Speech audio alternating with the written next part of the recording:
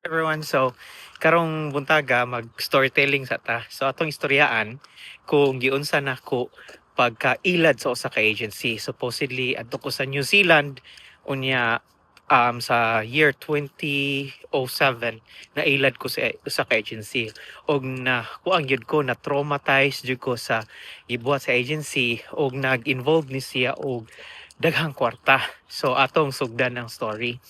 So sa 2007 na ako'y na meet nga ako ang nakaila, no? Aw kaila gyud ni nako siya sukad pagsugod ako og eskwela. So na meet na ako nya nagistoryaan na mi kadiyot and then nakahisgot siya og usa ka agency nga padung sa New Zealand. So iya kong gi-refer, so niadto pod ko sa agency. So pag adto ko sa agency kay ang ilahang kuan gyud, ang ilahang opisina kay legit jud nga opisina na sila clerk ana. So nag-inquire ko about sa maong paglarga unya akong na-notice nga ang ilahang agency dila nato mensyonan ang pangan kay so and so travel and tours unya nag-wonder kay ko nga hala travel and tours na gini sila. So pagka kuan na hadto nako gipabasa na ko nila sa mga gipasabot na ko nila sa mga proseso unya giingnan ko nila nga dili mi recruitment agency niya na gyud sila. To be fair lingon sad sila nga dili mi recruitment agency pero dili sad mi placement agency kung sa man mo travel agency daw sila niya na sila ay partner dito sa kuan New Zealand unya ang ilang partner mao'y mangita og paagi nga maka-eskwela mi. So ang akong paghibaw kay i-hire me as a nurse niya mato New Zealand, no trabaho dili di ay. So ang agency di ay nagproseso sila og mga student visas padung sa New Zealand para mo eskwela didto sa New Zealand. Unya kanang gipabasa ko sa kontrata nya kontrata nag-ingon didto nga kanang kuan kanang mo eskwela mi didto as a nurse nya dili pa gyud nurse nga nurse, as an assistant nurse pa jud mao'y nakabutang sa kontrata. Unya sa kontrata kay dili mi pwede mo pahibaw or mo konsulta og legal counsel unya di nakabutang dito sa dahang kay mga kondisyones dito sa kontrata. In short nga itago ang maong application sa uban nga dili mi pa kuanon sa uban. So kana laging desperate kay ta ikuha na ko ang tanang information unya paghuman kay kaning ako ang brother-in-law supportive man kayo nako. So akong gisultian nga niadto ko sa agency unya mao ni ang ilahang gipangayo nga kwarta. So ang ilahang initial nga gipangayo kwarta kay 50,000 down payment para sa mga processing ingon ana unya human kay gi-breakdown na dayon ang mga bayranan kay na may mga levels adto nga kuan kaning stage nga processing stage sa submission of your kuan kuno nya napay assessment inana ba. So ang assessment 50,000. So nangaingon akong brother-in-law nga kanang pila man tanan ningon ko nga ang tanan gyud mokabat og at that time this is like how many years ago, 15 years ago, mokabat og 500,000 kapin or 600,000. So gipadadaan ko sa kong brother-in-law masiguro og kuan 800,000 nya sa at that time dako na kay ng kwartaha.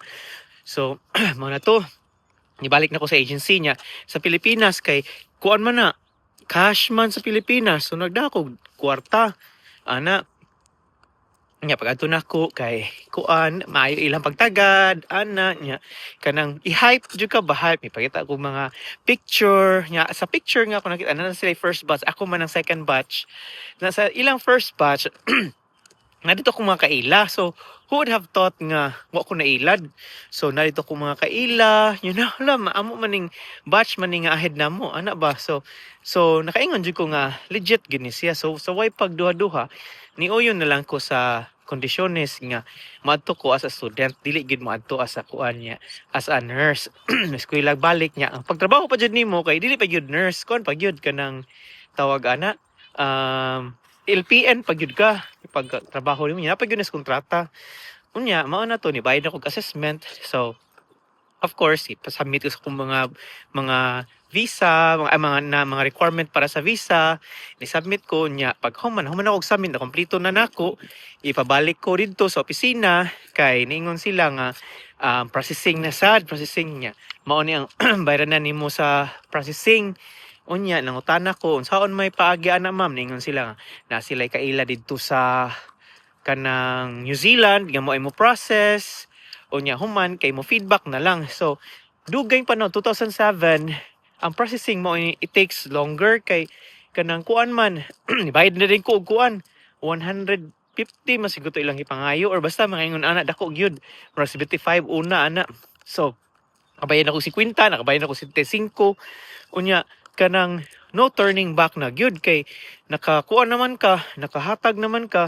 Ni mo to ni pirma na ko sa kontrata, ana submit na ko sa kanang akong requirements. Nya dugay kaayo ang processing nya. Every time kanang motawag ko, ningon sila nga you're still on process, pending pa, wala pa'y approval, ingon ana. So mga first month, second month, third month. Pero okay ra na ako kay nagtrabaho man sad ko dito sa Cebu. Unya, anang at least ba na kay gihuwat ba nya. At that time, nakaila pod nako ang mga tao nga nang-apply po dito sa kuan sa mao nga agency. So feeling ra jud nako nga kanang I'm in a safe place niya. Ako itagaan ako sa akong brother kwarta, ready na nasa bangko akong kwarta. So kuan na lang yun. What na lang jud ko kung ma-approve ako sa ako ang kuan akong lisensya nya na feel excited kay ko nya gipatake ko nila og IELTS nitake sa kog IELTS nya human kay mao na to feeling excited kay ko tanan nya manawag na sad sila nya gitawagan ko nila nasad ila kong giingnan nga uy kuan kanang ang imuhang bundle kay approved approved ka ana. So ang atong buhaton karon kay mao na sad ni nga step. So lain na sad nga step, ang step na sad sa acceptance sa eskwelahan ana. So bayad na sad ko kwarta nya pagbayad na ko kwarta huwat na sad ko pila ka months. So while nagwait ko kay kuan kaayo kanang permente ko nila ay hype up mangumustaon tawagan ko nila nya magatuan sa jud ko sa opisina.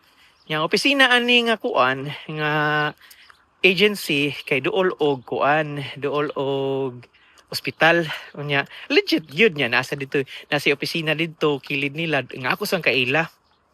Unya, maigi sila tinawag kuan ako nya daghan akong nabayad nila nya wala nagi turning back lagi nya ako ato kay kanang kuan kay ko excited sad kayo ko. Sus niya, mataas na niya to ang story, no? Tagalan niya na ako ni part 2. Niya, mao na to, kanang pag 2009, mura na ko kanang na inpatient na bitaw ko. Kay feeling na ko, magsige na lang kog tawag nila, mangumusta, ma'am, sir, kumusta naman, ana. Magsige na lang kog, feeling na ko in ana. So, mao na, every tawag nako na gyud na follow up call nya ang follow up call kay kuan gyud na paton ko sa opisina unya lain na sang steps. So ang nahitabo giingnan nako nga uy kuan na ka kanang accepted na ka sa school karon ang imuha na sang mauni ang bayran ana mga stage 3 nako ana. So ako sa intawon nga kanang ignorante kaayo nya ay bata pa kay kustanan adto kanang ang akong kasing-kasing kay wala pa mapasakit ba unya.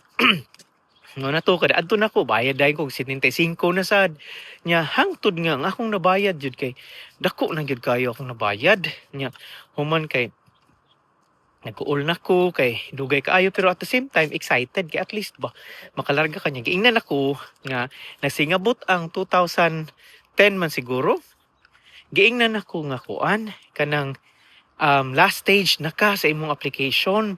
So ang last stage nag-include sa plane ticket o kanang kuan, imong accommodation. So exciting kaayo gyud, exciting kaayo nya. Human kay nakaistorya pa gyud to nako ang ilahang contact dito sa New Zealand. Yagi hype jud ko pag ayo ana nya. Actually daghan kaayo mi nga mga the same stage kay batch 2 man mi adto. So daghan kaayo mi dito. So naghuwat sa admission. So we're so excited, no? Lingaw kay Miss na naghuwat ana. Nya istorya na ko tong contact nila, nya gi-hype jud ko pag-ayo nga mao ni ang expectation, gi-orientation ko ba? Ana, orientation may tawag ko sa telepono. Unya, nikapat na sad ang mga panahon nga naghuwat ko sa akong accommodation niya. Kay ba man ko nga ang klase ang mao ni ang month nga magsugod ang klase dito pero July man siguro to akong klase. Unya ni kuan naman nilapas na ba? Hindi ka ng incoming July, May naman niya.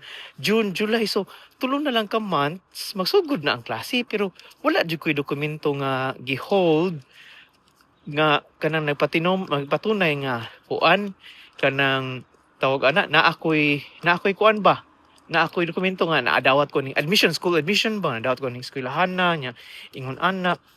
So naglaom ra jud ko kay wala na kay choice, di na ka pwede mo pull out sa imong kwarta or mo retract kay ngano naaman dito sa kuan sa amo ang kanang kontrata nga hindi pwede mo kung pull back ka kay quits na to imong mga nabayad nya dako biya ko nabayad.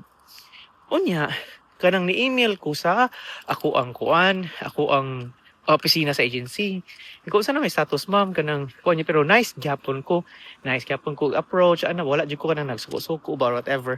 So mao na to giingnan ko nga kuan huwat na lang ka kay by June siguro mulukat na tag ticket niya na. So ako na excited ko so duol na ang June ana nya giingnan ako prepare na sa imong kwarta kay mulukat na kag ticket inaana. Unya kuan usa ka Sabadoan na kanang so ringon nga ha. So duol na jud kaayo niya kanang mulukat na siguro kog ticket. Oy unsa na ba kay I was in the impression nga kanang we're not fooling around. Kana yung tinud-anay gyud ni ba so nitawag ko sa opisina. Ingon ko nga ma'am mukuan ako mulukat na kog ticket. Unya na kuan kay sila nagimbal sila kay the reason why kay ayaw sa lukat og ticket kay wala pa man mi naingon nimo gyanaan ko nila.